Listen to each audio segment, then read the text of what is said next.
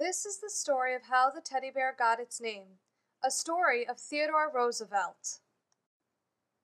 Theodore Roosevelt, our 26th president, is known for being a sportsman. He worked towards conservation efforts by creating national parks, as well as traveling on expeditions to learn more about big game and wildlife. Roosevelt was also a big game hunter and participated in many hunting trips. Some of the events on one of his hunting trips in 1902 inspired the naming of the teddy bear. In November 1902, the governor of Mississippi asked Theodore Roosevelt to join him on a bear hunting trip. The group went out on the trip, and all of the men were catching bears except for President Roosevelt. Some of the assistants that were with the group went ahead to find out what the dogs had been tracking and discovered a black bear.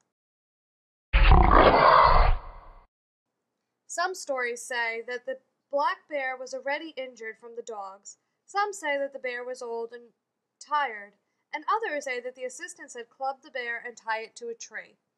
Any way the story is told, it was enough for Theodore Roosevelt to feel that shooting the bear would be unsportsmanlike.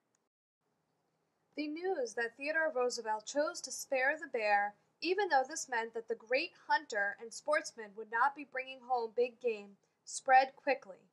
In a response to this action, a political cartoonist, Clifford Berryman, created the cartoon seen here. A candy shop owner in Brooklyn named Mitch Mitchum had seen Berryman's cartoon and sought the approval of the president to call two stuffed bears he had in his shop Teddy's Bears. With the president's approval, the shop window was soon adorned with Teddy's Bears, which were a huge hit, and Mitchum began mass-producing them to keep up with demand. In addition, a German company called Steiff, which had already been making stuffed animals, began to make Teddy's Bears as well.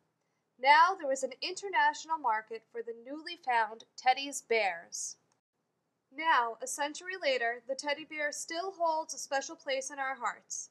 Teddy bears are some of the first toys we have as children, and with Build-A-Bear stores popping up all over the country, it is clear to see that the teddy bear is just as popular as ever. We owe this all to the kindness and generosity of President Teddy Roosevelt.